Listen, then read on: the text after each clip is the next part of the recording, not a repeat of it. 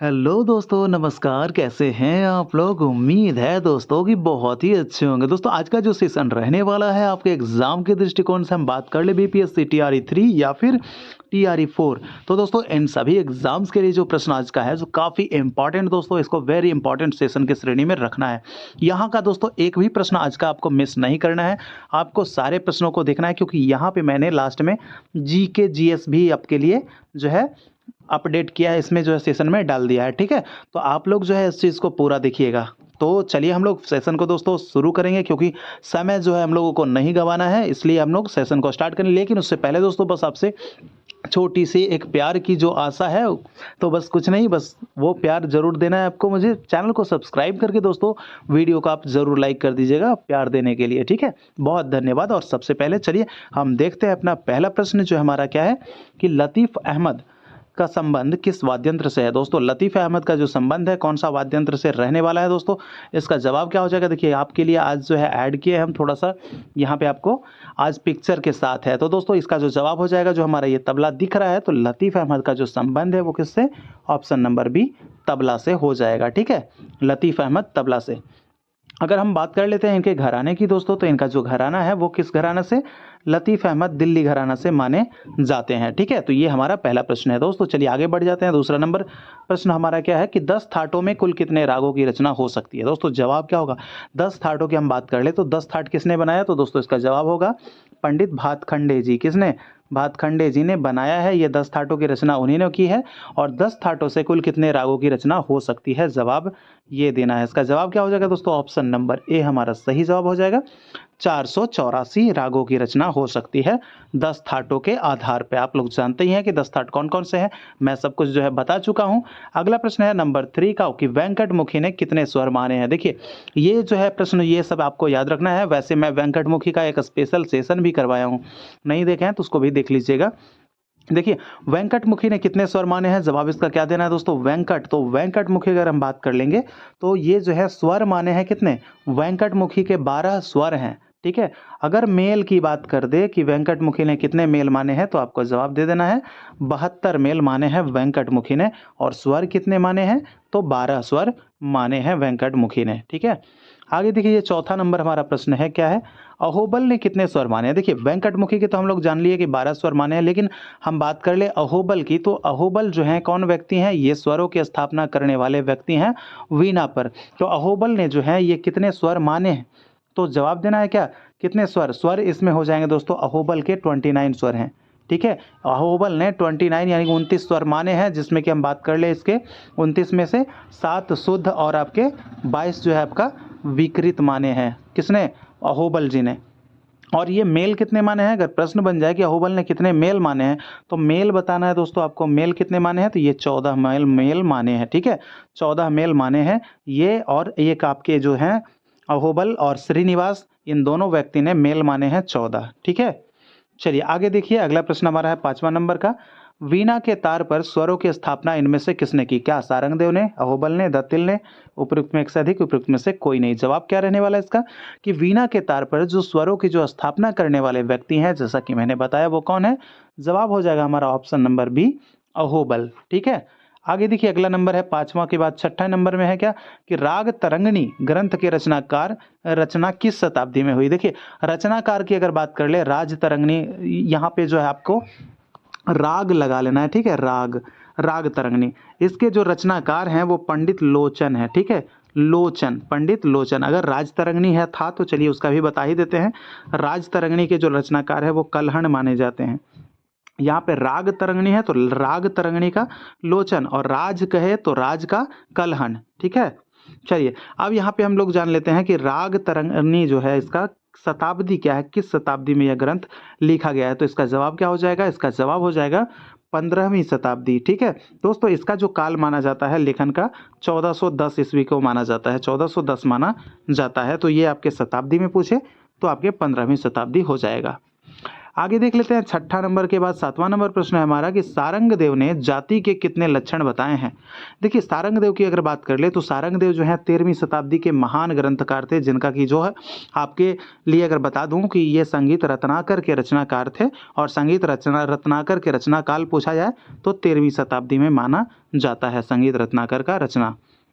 तो यहाँ पे जाति जो है, जाति के कितने लक्षण, अगर जाति के लक्षण अगर पूछा जाए तो जाति के कितने लक्षण बताएंगे, 10 बताना है। लेकिन अगर आपको लगा दिया जाए कि यहाँ पे सारंगदेव ने जाति के कितने लक्षण माने हैं, तो यहाँ पे आपको +3 करके, यानी कि सारंगदेव ने जाति के कुल 13 लक्षण माने हैं। ठीक है, जिसमें कि आपका 3 जो बढ़ जाता है, 3 में कौन सा बढ़ जाता है, एक आपका हो जाता है संन्यास, दूसरा हो जाता है विन्यास, और तीसरा हो जाता है अंतरमार्ग। ठीक है, अंतरमार्ग, ये आपके बढ़ जाते हैं 3, संन्यास, विन्यास और अंतरमार्ग, और 10 तो भरत ने ऑलरेडी जो बता रखे हैं वही। तो सारंगदेव के अनुसार जाति कितने, 13। ऑप्शन नंबर बी हमारा सही जवाब हो जाएगा, 13।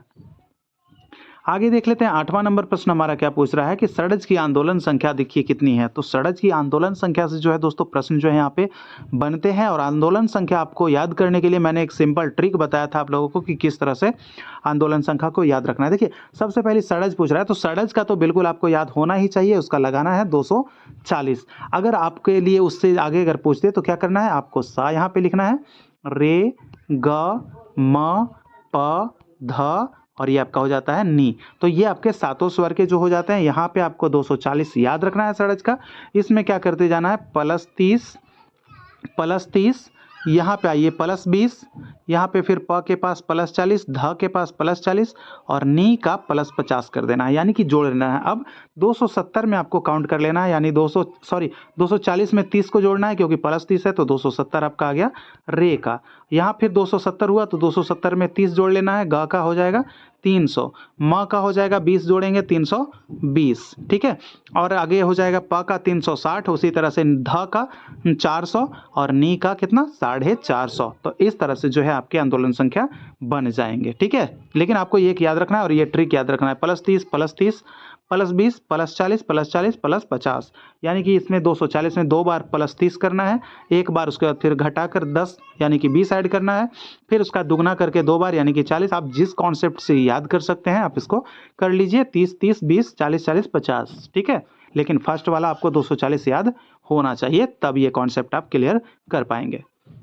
चलिए आगे देख लेते हैं, अगला प्रश्न हमारा है नंबर 9 कि भरत ने कुल कितने स्वर माने हैं। देखिए भरत मुनि की अगर बात कर ले तो भरत मुनि जो है ये किसके, नाट्य शास्त्र के रचयिता माने जाते हैं, नाट्य शास्त्र के लेखक माने जाते हैं। और भरत मुनि का जो काल कौन सा माना जाता है, तो 4वीं या 5वीं शताब्दी माना जाता है, 4वीं शताब्दी या 5वीं शताब्दी का ग्रंथ नाट्य शास्त्र को माना जाता है। तो यहाँ क्या पूछा जा रहा है कि भरत ने कुल कितने स्वर माने हैं। तो भरत की अगर हम स्वरों की बात कर ले दोस्तों, तो यहाँ पे 2 स्वर इन्होंने, ये 9 स्वर इन्होंने माने हैं, जिसमें 7 शुद्ध और 2 आपके क्या होंगे, 7 जो हो जाता है आपका शुद्ध हो जाता है, और 2 आपके विकृत हो जाते हैं। ठीक है, 2 आपके विकृत स्वर। तो 2 जो विकृत है ये कौन कौन सा, एक हो जाता है आपका काकली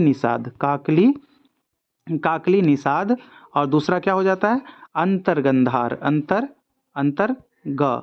ठीक है, अंतर्गंधार हो जाता है। तो ये 2 जो हैं, अगर हम पूछें कि काकली निषाद को कितने श्रुति पर माना, तो काकली निषाद दूसरी श्रुति पर है, और अंतर्गंधार जो है वो आपके 11वीं श्रुति पे माना जाता है भरत के द्वारा। तो इन्होंने कुल स्वर कितने माने, तो कुल स्वर भरत ने 9 माने हैं। ठीक है, आगे देख लीजिए, भरत का मैंने वैसे स्पेशल एक चैप्टर ही करवा दिया है, उसमें बहुत सारे भरत से जो रिलेटेड जो MCQs पूछे जाते हैं आपके एग्जाम्स में, तो वो आपको वहाँ पे देखने को मिल जाएगा। अगला प्रश्न है, सारंगदेव ने कुल कितने स्वर माने। देखिए भरत ने कितने माने, भरत ने माने 9।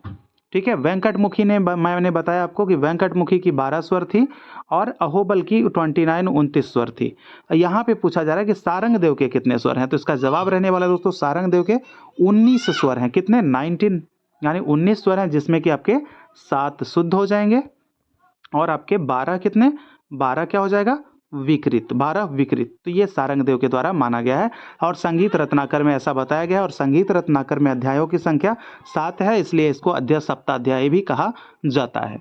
आगे देख लेते हैं अगला प्रश्न हमारा 11वां नंबर है कि राग भूपाली में कौन सा स्वर वर्जित होता है। देखिए भूपाली जो है ये आपका किस थाट से है, भूपाली का थाट बताइए। चलिए फटाफट आप लोग, क्योंकि राग का जो सेशन है बहुत इंपॉर्टेंट सेशन था, मैंने उसे करवा दिया है आपको। तो राग भूपाली में जो आपका बताना है कि ये जो थाट है किस थाट का है, आपके लिए ये जवाब क्वेश्चन है, ठीक है। अब यहाँ पे हम प्रश्न पे आते हैं कि कौन सा स्वर जो है वर्जित है। देखिए भूपाली की अगर बात कर लीजिए तो भूपाली जो है आपको ये क्या हो जाएगा, म और नी स्वर जो है इसका भूपाली का वर्जित होता है, ठीक है। भूपाली म और नी इसका वर्जित हो जाता है भूपाली का। तो यहाँ पे जो है आपका भूपाली से अगर हम बात कर ले वादी संवादी की, तो वादी इसका ग हो जाता है और संवादी इसका धा हो जाता है। भूपाली क्या है, भूपाली है ग धा, यानी कि गधा है भूपाली। ये जो है मनी जो है एक्सेप्ट नहीं करता, यानी कि मनी भैया नहीं इसमें लगता है, एक्सेप्ट नहीं करता है, यानी कि वर्जित स्वर है ये, ठीक है। चलिए आगे देख लेते हैं 12 नंबर का प्रश्न है, थोड़ा सा कॉन्सेप्ट के ऊपर भी ध्यान दिया कीजिएगा आप लोग। 12 नंबर है कि इनमें से कौन देशकार का संप्रकृतिक राग है। देशकार, ठीक है। देशकार का अगर संप्रकृति राग के बारे में अगर पूछा जाए दोस्तों तो इसका जवाब क्या हो जाएगा 12 नंबर। देखिए देशकार में जो है आपका ये क्या हो जाएंगे, भूपाली हो जाएगा इसका। देशकार का क्या हो जाएगा, संप्रकृति राग भूपाली हो जाएगा। और इसके भी वादी संवादी की अगर हम बात कर ले तो ग और ध हो जाता है वादी संवादी भूपाली के, ठीक है। तो ये आपको बताना है कि देशकार, यहाँ से भी एक प्रश्न आपसे पूछ ही लेते हैं। चलिए देशकार किस थाट का है, फटाफट आप लोग मुझे बताइए कमेंट बॉक्स में कमेंट करके। अगला प्रश्न है 13 नंबर का प्रश्न है, धमार ताल के आविष्कारक किनको माना जाता है। देखिए धमार की बात हो रही है, धमार जो है इसमें क्या हो जाता है, धमार जो है धमार में गाया जाता है, धमार जो है धमार में गाया जाता है। तो धमार के आविष्कारक के बारे में पूछा जा रहा है कि धमार ताल के आविष्कारक कौन है। तो इसका जो जवाब हो जाएगा क्या हो जाएगा, इसके जो आविष्कारक हैं वो आपके जो है शिष्य हो जाएंगे, किसके, स्वामी हरिदास के शिष्य। तो ये कौन, तानसेन, तो बिल्कुल ये भी तानसेन उन्हीं के शिष्य हैं और बैजू बावरा भी उनके ही शिष्य हैं। लेकिन यहाँ पे आपको क्या रखना है, याद रखना है कि ये जो होगा आपका बैजू बावरा हो जाएगा। धमार ताल के आविष्कारक किनको माना जाता है, तो बैजू बावरा को माना जाता है। और होरी, पक्की होरी जो है धमार ताल में ही गाया जाता है और धमार गीत जो है धमार ताल में ही गाया जाता है। और मात्रा इसमें कितना होता है, 14 होता है। और ये मिश्र पदी ताल है, ठीक है।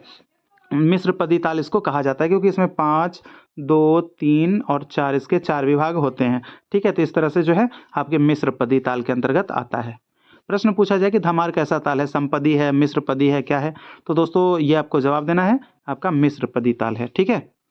आगे देख लीजिए 14 नंबर का प्रश्न हमारा क्या पूछ रहा है कि ठुमरी इनमें से किस राग में गाई जाती है। देखिए ठुमरी वैसे तो आपको एक राग जो है पर्सनल पार्टिकुलर एक राग में गाई नहीं जाती है, इसके साथ बहुत सारी रागें जो है लगभग बहुत अच्छी खासी रागों में गाई जाती है। तो ठुमरी वैसे जो विशेष रूप में जो जानते हैं उसके बारे में बताना है कि ठुमरी किन रागों में गाई जाती है। जवाब क्या हो जाएगा इसका, जवाब देखिए यहाँ पे जो होने वाला है दोस्तों हमारा उपयुक्त में 1 से अधिक हो जाएगा। क्यों, क्योंकि खमाज में भी है, भैरवी में भी है, देश में भी है। इन सभी रागों में जो है आपके जो है गाई जाती है। और बात कर ले एक झिंझोटी भी जो है इसमें भी आपको गाया जाता है, झिंझोटी, ठीक है। ये ठुमरी गायिका हैं जो आप दिख रहे हैं फोटो में, ये ठुमरी गायिका हैं। चलिए तो ये आपका हो गया इस तरह से, ऑप्शन नंबर डी आपका सही जवाब, खमाज, भैरवी, देश, झिंझोटी, तो ये सब में गाया जाता है। 15 नंबर प्रश्न है, देखिए यहाँ पे क्या है कि ओरुत, ओरुत क्या है, क्या आपने इसका नाम सुना था दोस्तों, आप लोग फटाफट कमेंट कीजिएगा, नाम सुना था यस और नो। ओरुत क्या है, ओरुत देखिए क्या है, जवाब देना है एक तार वाला, एक यहाँ पे कर नहीं, यहाँ पे हो जाएगा तार, एक तार वाला वायलिन है या फिर एक तारा है या फिर घन वाद्य है का एक प्रकार है या फिर उपरोक्त में से एक से अधिक या उपरोक्त में से कोई नहीं। जवाब क्या हो जाएगा, यहाँ पे जो जवाब रहने वाला है, तार यहाँ पे कर देता हूँ, एक तार वाला हो जाएगा वायलिन, यहाँ पे ऑप्शन नंबर ए सही हो जाएगा। ओरुत क्या है, एक तार वाला वायलिन, इसमें क्या होता है एक ही तार लगा हुआ होता है और एक ही तार वाला वायलिन को क्या कहते हैं, ओरुत कहते हैं। अगर प्रश्न बने कि एक तारे वाले वायलिन को क्या कहा जाता है तो उसको कहा जाता है ओरुत। अगर और यहाँ पे प्रश्न है कि ओरुत क्या है तो एक तार वाला वायलिन है, ठीक है। आगे देख लीजिए नंबर 16 हमारा प्रश्न है, इनमें से किस वाद्यंत्र में 3 तार लगे होते हैं। देखिए 3 तार वाला जो वाद्यंत्र है उसको क्या कहते हैं, यहाँ पर जो है इनमें से बताना है कि इनमें से क्या सितार कहेंगे, गिटार कहेंगे, बालालाइका कहेंगे, उपयुक्त में से एक से अधिक या उपयुक्त में से कोई नहीं। तो यहाँ पे जो इसका जो जवाब रहने वाला है, इसका जवाब हो जाएगा बालालाइका, ठीक है। ये देख रहे हैं ना आप, यही है, इसको जो है टांग कर बजाया जाता है भाई, ये जो अच्छा खासा लंबा चौड़ा ये होता है। तो ये आपका हो जाएगा, देखिए आप देख रहे हैं इसको, तो ये इसमें 3 तार लगे हुए होते हैं और इस वाद्यंत्र को क्या कहते हैं, बालालाइका कहा जाता है। आगे देख लीजिए 17 नंबर प्रश्न हमारा कि दुनिया का सबसे तेज और सबसे बड़ा वाद्यंत्र कौन है।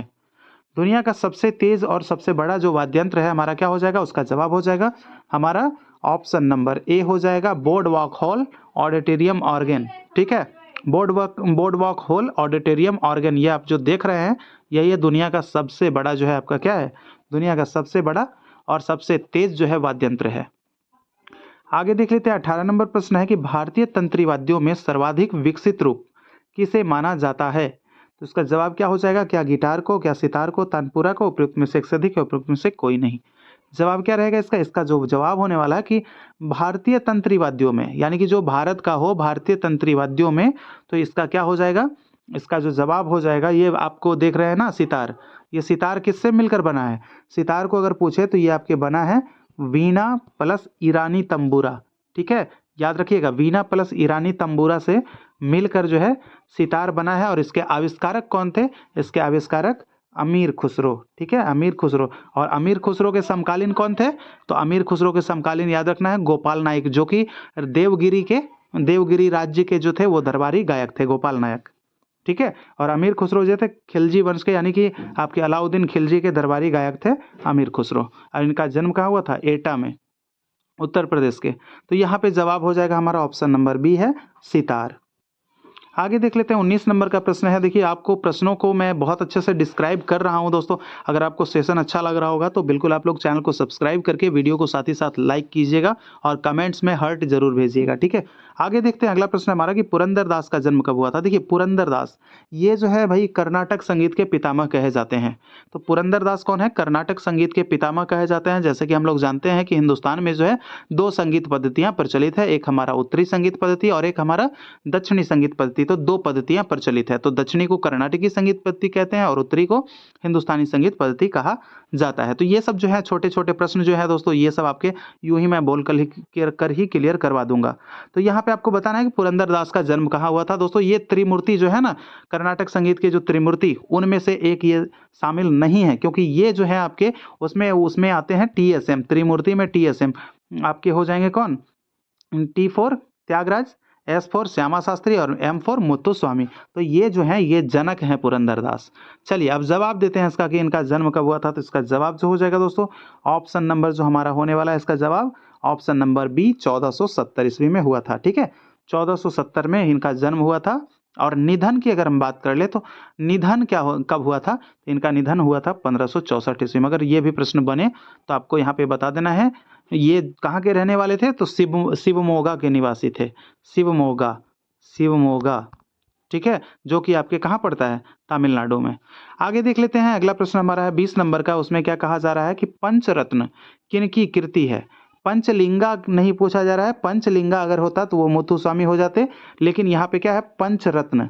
पंचरत्न किनकी कृति है? तो पंचरत्न जो कृति है दोस्तों याद रखना है त्यागराज की। ठीक है, पंचरत्न यानी पांच जो रत्न है ना, याद रखना है पंचरत्न जो आपका ये होता है ना, क्षितिज अग्नि जल पावक गगन समीरा ऐसे कुछ करके है। तो वो जो पंचरत्न जो है उनकी कृति आपको याद रखना है कि त्याग से है। ठीक है, त्याग से त्यागराज। ठीक है, ये त्यागराज से। तो देखिए पंचरत्न आपको याद जरूर रख लेना है, याद से पंचरत्न। देखिए त्यागराज की अगर हम जन्म की हम बात कर ले तो इनका जन्म हुआ था 4 मई कितना ईस्वी क्या था? 1767 को इनका जन्म हुआ था त्यागराज का। और मृत्यु की अगर बात कर ले तो इनका मृत्यु हुआ था 6 जनवरी 1847 ईस्वी को इनका मृत्यु हुआ था। 6 जनवरी 1847 को इनका मृत्यु हुआ था। ठीक है, जन्म 4 मई 1767 और इनकी मृत्यु 6 जनवरी 1847। ठीक है, तो पंचरत्न आपको क्लियर हो गया और आपका पंचलिंगा भी क्लियर हो गया। आगे देख लीजिए अगला प्रश्न है कि राग शब्द की उत्पत्ति किस धातु से हुई है? धातु बताना है आपको, ग्रंथ नहीं यहाँ पे पूछा जा रहा है कि राग शब्द जो है का उल्लेख सर्वप्रथम किस ग्रंथ में हुआ है। चलिए आपसे मैं ये प्रश्न बना ही लेता हूँ कि राग शब्द का जो है वो सर्वप्रथम किस ग्रंथ में उल्लेख किया गया है। ठीक है, चलिए आप लोग फटाफट जवाब दीजिए कि राग शब्द का उल्लेख जो है किस ग्रंथ में हुआ है। और यहाँ पे जो हम लोग देखेंगे कि किस धातु से हुई है। तो धातु का मतलब हो जाएगा यहाँ पे दोस्तों रंज धातु से राग की उत्पत्ति हुई है, रंज धातु से। और रंज का मीन्स क्या होता है? रंज का अर्थ जो होता है, अगर पूछे कि रंज का शाब्दिक अर्थ क्या होता है, तो रंज का शाब्दिक अर्थ आपको बताना है रंगना। ठीक है। रंगना, जिससे क्या होता है, रंगने पे क्या होता है, शोभित होता है, यानी कि वो अच्छा लगता है। तो राग, रंज जो है, रंज शब्द का शाब्दिक अर्थ होता है रंगना, और ये किस धातु से राग बना है, तो रंज धातु से बना है। आगे देख लेते हैं 22 नंबर का प्रश्न है कि राग का प्राचीनतम उल्लेख किस वेद में मिलता है। देखिए, राग का जो प्राचीनतम उल्लेख जो है वो किस वेद में मिलता है। वेद आपके 4 हैं, जानते ही हैं, ऋग्वेद, सामवेद, यजुर्वेद और अथर्ववेद। 4 वेद, 6 शास्त्र, 18 पुराण, तो ये सब हैं आपके। और अब अगर यहाँ पे बात कर लें तो ऋग्वेद नहीं होगा, आपके अथर्ववेद भी नहीं होंगे, लेकिन सामवेद यहाँ पे हो जाएगा आपका सही जवाब, सामवेद, क्योंकि राग का प्राचीनतम उल्लेख सामवेद में ही मिलता है। आगे देख लेते हैं 23 नंबर का प्रश्न है कि राग किस भाषा का शब्द है। देखिए, राग जो है वो किस भाषा का शब्द है, जैसे कि आपको बताना है।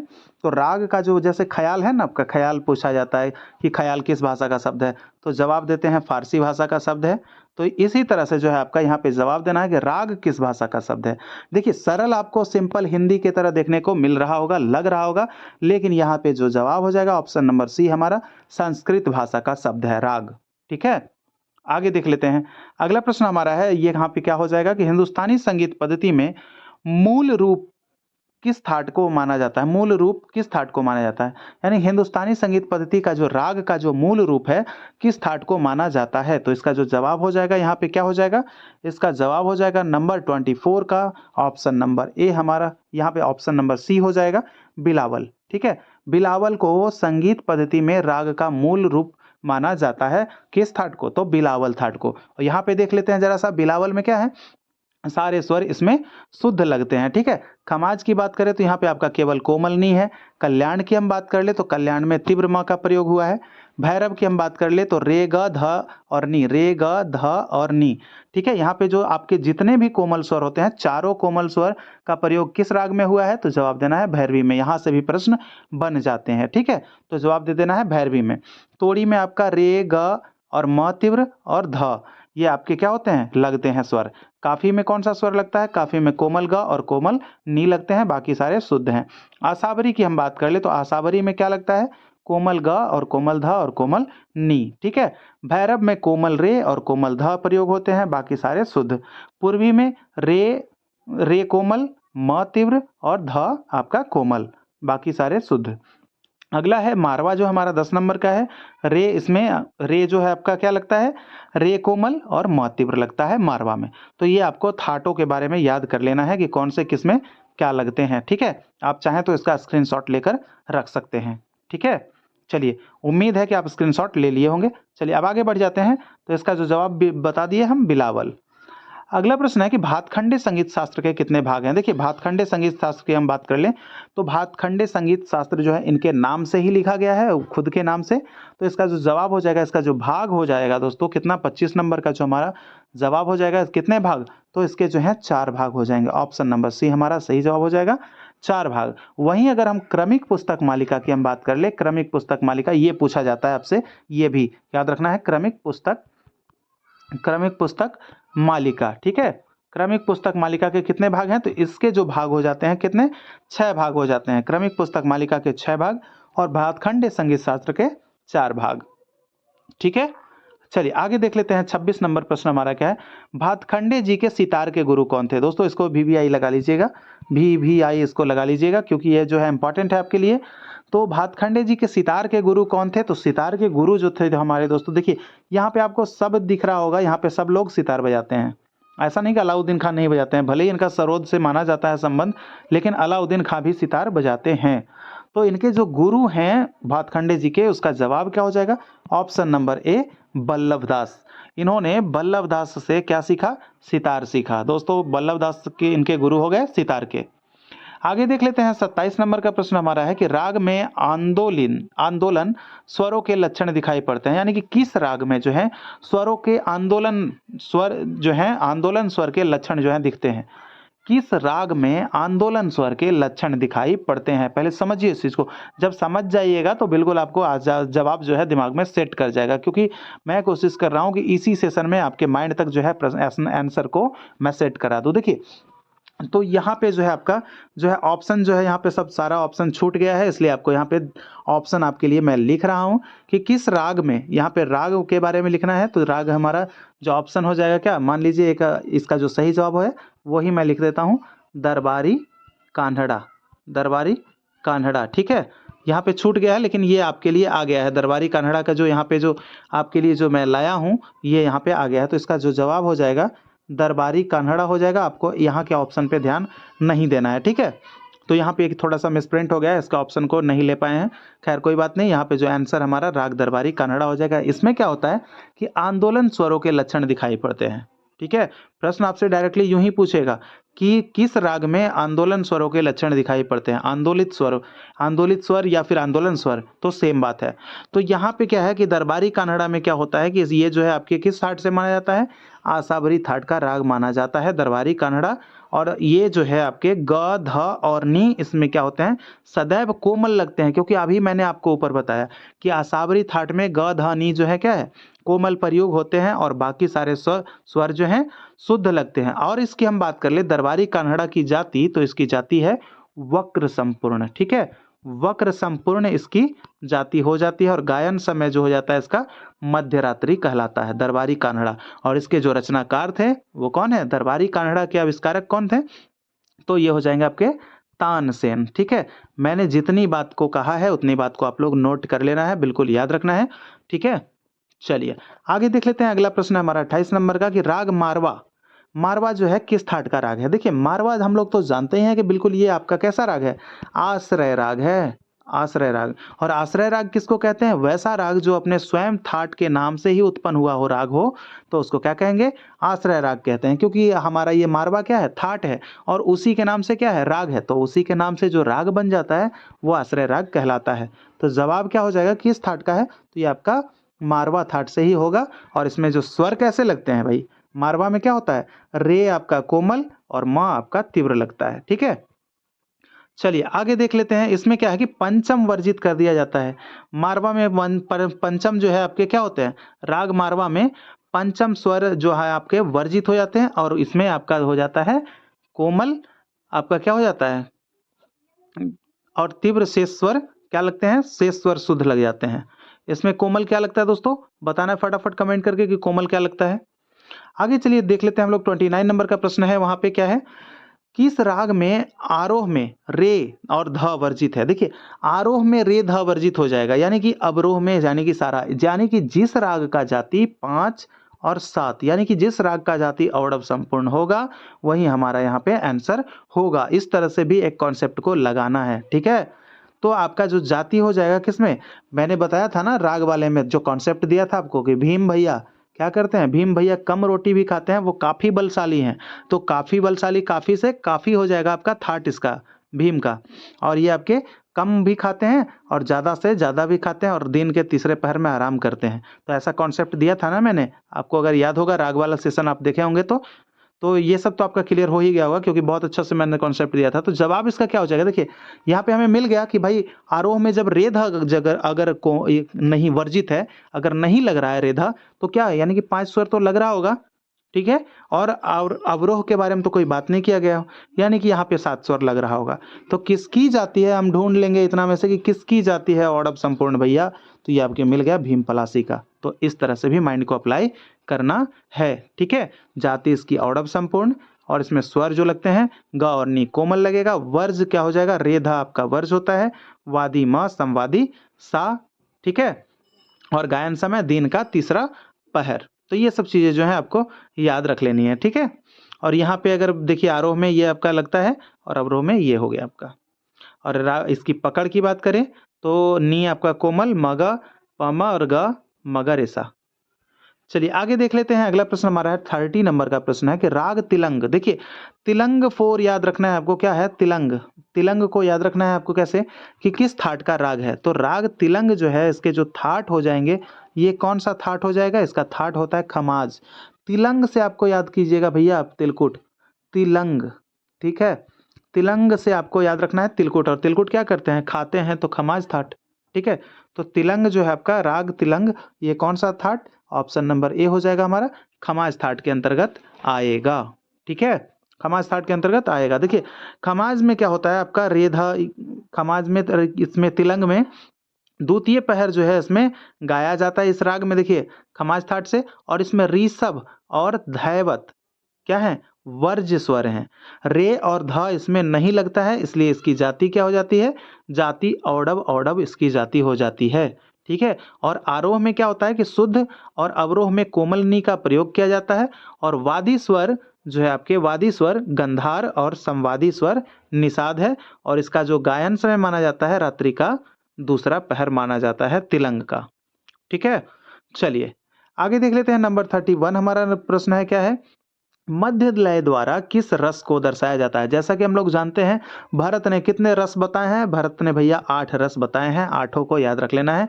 भरत ने 8 रस बताए हैं, लेकिन हम जो आपको यहाँ पे दिखाने वाले हैं, यहाँ पे आपको देख रहे होंगे तो आप लोग कह रहे होंगे कि 10 का यहाँ पे चर्च है सर, तो बिल्कुल आपको यहाँ पे याद रखना है। तो सबको शामिल नहीं किया गया है, जैसे कि आपके शांत रस हो गए, ठीक है, ये इसको भरत ने शामिल नहीं किया था ना। तो भरत ने 8 प्रकार के रसों का ही वर्णन किया है। प्रश्न ऐसे पूछा जाएगा कि कितने प्रकार के रसों का वर्णन किया है, तो आपको जवाब देना है 8। तो यहाँ पे क्या है कि मध्य लय द्वारा किस रस को दर्शाया जाता है, आपको यहाँ पे सारा बता देंगे हम, मध्य लय, द्रुत लय, विलंबित लय, सब कुछ। तो आपको ध्यान से यहाँ पे देखना है। देखिए तो इसमें मध्य में क्या हो जाएगा कि मध्य लय से किस रस को दर्शाते हैं, तो मध्य में क्या करते हैं, श्रृंगार और हास्य, यहाँ पे श्रृंगार हो जाएगा और हास्य रस जो हो जाएगा ये मध्य लय द्वारा दर्शाया जाता है। तो श्रृंगार रस और हास्य रस। तो श्रृंगार जैसा कि श्रृंगार करते हैं कहाँ, बीच में, यानी कि महिलाएं लोग जो लगाती हैं सिंदूर तो वो बीच में, और हास्य जो मुख से हंसते हैं तो वो भी बीच में। तो भैया मध्य वाला जो होता है बीच में होता है, और मध्य से क्या हो जाएगा आपका, मध्य में, याद रख लेना है, मध्य से मध्य में। ठीक है। और वैसे रस की देखिए, तो रस जो है आपका इसमें पूछा जा रहा है कि श्रृंगार रस में कौन सा भाव होता है, तो रति भाव होता है। प्रश्न ऐसे भी बनते हैं। हास्य रस में कौन सा भाव होता है, तो हास भाव होता है। करुण रस में कौन सा भाव, तो शोक भाव। रौद्र रस में कौन सा, तो क्रोध भाव। वीर रस में कौन सा, तो उत्साह भाव। और ये आपका भयानक रस में कौन सा, तो अस्थाई भाव, इसका भय हो जाता है। भयानक में क्या होता है, डर जाते हैं लोग, भय हो जाता है। ठीक उसी प्रकार से सबको आप लोग याद रख लेना है। आगे है विभत्स, तो इसमें क्या हो जाएगा, जुगुप्सा। आगे है अद्भुत, तो विस्मय। शांत रस में क्या हो जाएगा, अस्थाई भाव, निर्वेद। और आपका वत्सल, तो इसमें क्या हो जाएगा, वात्सल्य। ठीक है। तो ये आपके 10 प्रकार के रस यहाँ पे बताए गए हैं, लेकिन भरत ने 8 ही माने हैं, आपको याद रखना है। आप लोग चाहें तो इसका स्क्रीनशॉट ले लीजिए फटाफट। चलिए आगे बढ़ जाते हैं। इसमें क्या हो जाएगा आपका जवाब, श्रृंगार और हास्य।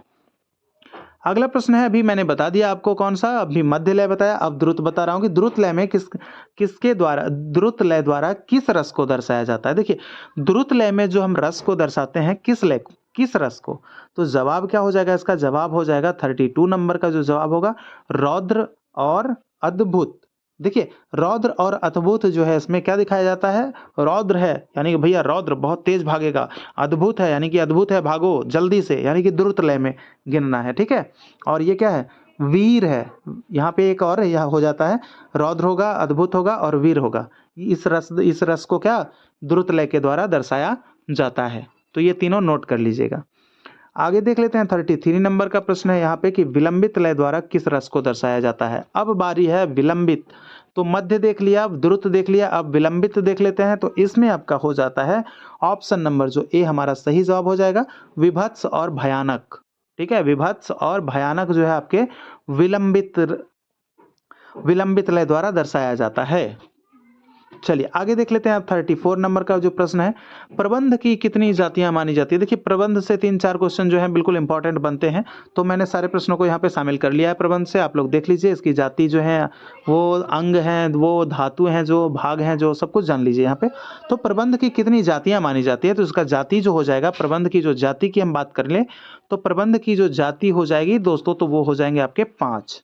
ऑप्शन नंबर ए हमारा सही जवाब हो जाएगा 5। अब पूछिएगा कि कौन कौन सी इसकी जाति होती है, तो जवाब हो जाएगा, देखिए आप लोग नोट कीजिएगा, क्या हो जाएगा, दीपिनी। ठीक है, ये हो जाएगा दीपिनी, तारावली, मोदिनी, अंदनी, और एक हो जाता है आपका भावनी। ठीक है, आनंदनी और भावनी। तो याद रखिएगा, नोट कर लीजिए इसको, दीपनी, तारावली, मेदनी, आनंदनी, भावनी, यही 5 प्रकार के जातियां हो जाते हैं प्रबंध के।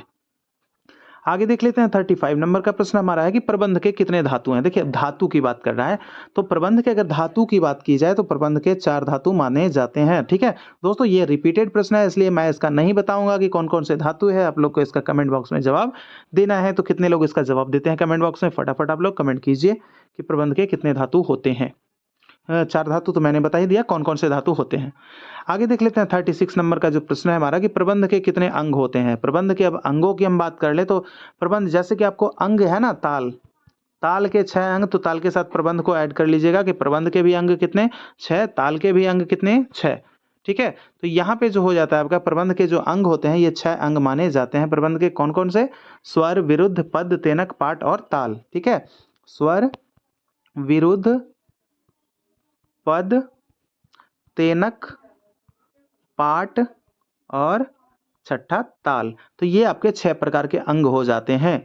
जातियां पूछे तो ताल की तरह 5 जातियां प्रबंध के भी, अंग पूछे तो 6 अंग ताल की तरह प्रबंध के भी। ठीक है, भले ही अलग अलग हो जाते हैं, उसमें द्रुत, अनुद्रुत, लघु, गुरु, प्लुत, काकपद हो जाता है उसमें ताल में, लेकिन यहाँ पे प्रबंध में आपका स्वर, विरुद्ध, पद, तेनक, पाठ, ताल यही सब हो जाता है। ठीक है, आगे देखिए 37 नंबर का प्रश्न जो है हमारा क्या कह रहा है कि प्रबंध के कितने भाग हैं।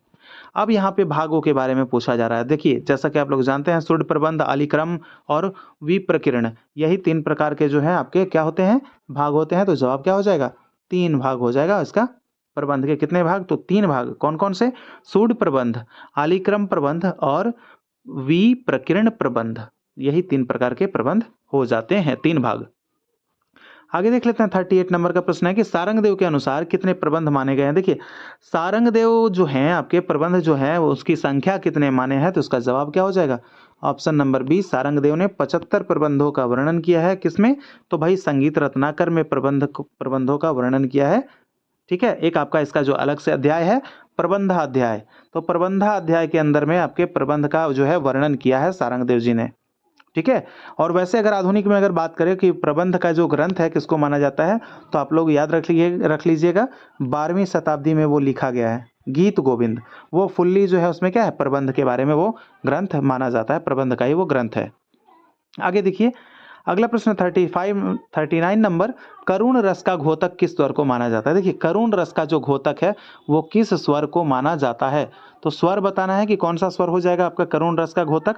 तो इसका जो जवाब हो जाएगा दोस्तों ग और नी, जो हमारा जवाब हो जाएगा ये हो जाएगा आपके ये जो स्वर है आपके ग और नी करुण रस को दर्शाता है। ठीक है, अगर प्रश्न बने कि ग और नी जो है स्वर वो किस रस को दर्शाते हैं, तो आपको बता देना है करुण रस को दर्शाते हैं। ठीक है, चलिए आगे देख लेते हैं नंबर 40 हमारा प्रश्न है कि रामामात्य ने कितने स्वर माने हैं। यहाँ पे ये जो है आपका संगीत का अंतिम प्रश्न है, और इसके बाद जो आपका जो जीके जीएस का सेशन जो है रखा गया है उसमें कि आपके साइंस का जो प्रश्न है मैंने शामिल किया है इस बार, तो आपको बड़ा ही आनंद आएगा उसको भी पढ़ के, आप लोग उसको भी क्लियर कीजिए क्योंकि वो भी आपके एग्जाम में पूछे जाएंगे संगीत के साथ साथ ही। तो प्रश्न है 40, तो ये जवाब क्या होगा, रामामात्य ने कितने स्वर माने हैं। तो रामामात्य की अगर बात कर ले तो रामामात्य ने मेल कितने 20 भैया मेल। ठीक है, मेल की बात कर लेते हैं, मेल 20 माने हैं। स्वर कितने माने हैं, तो रामामात्य का जो स्वर है इसमें ऑप्शन नंबर सी हमारा जवाब हो जाएगा, 14 स्वर माने हैं। 7 शुद्ध हो जाएंगे आपके, 7 शुद्ध स्वर और 7 विकृत स्वर माने हैं रामामात्य ने। ठीक है, तो ये आपके 14 स्वर माने हैं रामामात्य ने। तो आपको क्लियर हो गया होगा कि वेंकटमुखी ने 12 स्वर माने हैं, अहोबल ने 29 स्वर माने हैं। ठीक है, सारंगदेव ने 9 स्वर माने हैं, और ये सब आपको क्लियर कर लेना है, और रामामात्य ने 14 स्वर माने हैं। आगे देख लेते हैं अगला नंबर है 41, जो कि हमारा यहाँ पे देखिए आप लोग यहाँ पे देख सकते हैं, यहाँ पे ये चेंज हो गया जी के जी एस क्लास। देखिए अब यहाँ पे जो हमारा प्रश्न आएगा दोस्तों, यहाँ से पहला नंबर जो हम प्रश्न देखेंगे वो क्या है, वो है दोस्तों कि गैसोलीन। ठीक है, गैसोलीन के ज्वलन स्थिरता के मापन में प्रयुक्त की जाती है। क्या प्रयुक्त होता है गैसोलीन के, तो गैसोलीन के जो ज्वलन स्थिरता में मापन प्रयुक्त होती है उसको क्या बोलते हैं, ऑक्टेन संख्या प्रयुक्त होता है, ऑक्टेन संख्या। आगे देख लेते हैं 42 नंबर का जो हमारा प्रश्न है, निम्नलिखित में से कौन सा युग्म यहाँ पे है, कौन सा युग्म में सही सुमेलित नहीं है, कौन सा युग्म जो है सही सुमेलित नहीं है। तो कौन सा युग्म, तो भाई एल्युमिनियम, इसका जो है बॉक्साइड होता है अयस्क, इसका अयस्क बॉक्साइड होता है, बिल्कुल सही है। देखिए जिंक का जो अयस्क होता है वो कैलामाइन होता है, लेकिन कॉपर का जो अयस्क है वो सीने बार नहीं होता है, ये हमारा सही, क्योंकि यहाँ पे नहीं वाला पूछ रहा है ना, तो जवाब हमारा यही सही हो जाएगा, क्योंकि ये गलत है, ये सुमेलित नहीं है। ठीक है, वैसे कॉपर का जो है क्या होता है, फटाफट आप अगर आप लोग जानते हैं तो कॉपर का कमेंट कर सकते हैं मुझे, देखते हैं कि कोई जानता है क्या। तो कॉपर का जो अयस्क होता है वो कौन सा है, उसको क्या कहा जाता है। जिलेटिन किसका अयस्क है, आप मुझे कमेंट कीजिए फटाफट। आगे देख लेते हैं, अगला प्रश्न 43 नंबर का प्रश्न है। देखिए, मृत मछली से निकलने वाली दुर्गंध किन यौगिक के कारण होती है। तो मृत मछली, जब मछलियां मर जाती है ना, तो उसमें क्या होता है कि एक अजीब तरह से स्मेल आने लगता है, जो दुर्गंध आने वाले होते हैं वो किन यौगिकों के कारण होते हैं। क्या अल्डिहाइड्रिक यौगिक, या सल्फर यौगिक, या अमीनो यौगिक। इसका जवाब क्या रहने वाला है, इसका जवाब हो जाएगा ऑप्शन नंबर सी, अमीनो यौगिक के कारण मछली के सड़ने पर जो है दुर्गंध आना शुरू हो जाता है। आगे देख लेते हैं 44 नंबर का प्रश्न हमारा कि इनमें से कौन अक्रिय गैस नहीं है। देखिए, आप लोगों को लग रहा होगा कि यहाँ पे मैंने केवल साइंस का ही प्रश्न डाला है। दोस्तों देखिए, आपको मैं सिलेबस के ऊपर अगर हम चर्च कर लेना तो 8 नंबर का आपका साइंस से भी पूछा जाएगा जीके जीएस के सेशन में। ठीक है, तो ये आपके साइंस हो गए 8 नंबर के। 8 नंबर आपका करंट अफेयर्स भी होगा दोस्तों 40 नंबर में, याद रखिएगा। और 8 नंबर की हम बात कर ले तो यहाँ पे 8 नंबर का आपका मैथमेटिक्स भी पूछा जाएगा। ठीक है, और बाद बाकी जो बच गए आपको, वो जो भारतीय राष्ट्रीय आंदोलन, वैसे वो जो आपके आधुनिक भारत वगैरह हो गए, तो उन सबों से प्रश्न आपके पूछे जाएंगे यहाँ, यानी कि 16 मार्क्स के। ठीक है, तो वो मैंने सेशन कुछ करवाया भी है, उसमें आप लोग याद कर लीजिए, 3-4 प्रश्न तो बिल्कुल आप लोग को वहाँ भारतीय राष्ट्रीय आंदोलन से क्लियर हो जाएगा। सेशन मैं करवाया हूँ, जाके चेक कर लीजिएगा एक बार प्ले लिस्ट में। ठीक है, चलिए आगे देख लीजिए, यहाँ पे निम्न में से अक्रिय गैस नहीं है। देखिए यहाँ पे क्या बताना है कि इनमें से कौन सा अक्रिय गैस नहीं है। देखिए यहाँ पे जैसा कि हम बता दें कि यहाँ पे हीलियम है, नियॉन है, जेनॉन है, रेडॉन भी होता है आपका। ठीक है, helium, neon, xenon, radon, krypton, ये सब क्या है, ये सब क्रिप्टॉन, ये सब क्या है, अक्रिय गैस के श्रेणी में आते हैं। तो यहाँ पे ऑलरेडी तो सारे के सारे हैं ही, तो यहाँ क्या पूछ रहा है, नहीं है। जवाब क्या हो जाएगा, उपयुक्त में से कोई नहीं। यहाँ पे भैया, यहाँ पे सब है, यहाँ पे वैसा कोई नहीं है।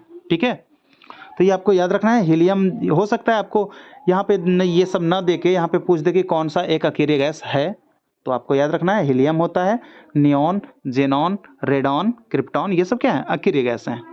चलिए आगे देख लेते हैं 45 नंबर का प्रश्न हमारा है कि तुलसी के पौधे का औषधीय महत्व किसकी उपस्थिति के कारण होता है। यानी कि तुलसी का जो पौधा है उसमें औषधीय जो गुण होता है, उसको जो हम लोग दवा के रूप में जो प्रयोग करते हैं, वो किसके उपस्थिति के कारण करते हैं। तो यहाँ पे जो जवाब क्या हो जाएगा, फिनॉन एवं फ्लोवोनाइट। ठीक है, फिनॉन एवं फ्लोवोनाइट के कारण जो है उसको औषधीय गुण उसमें मौजूद होता है, और उसी कारण हम लोग क्या करते हैं, दवा के रूप में प्रयोग करते हैं। उसमें क्या होता है, फिनॉन एवं फ्लोवोनाइट।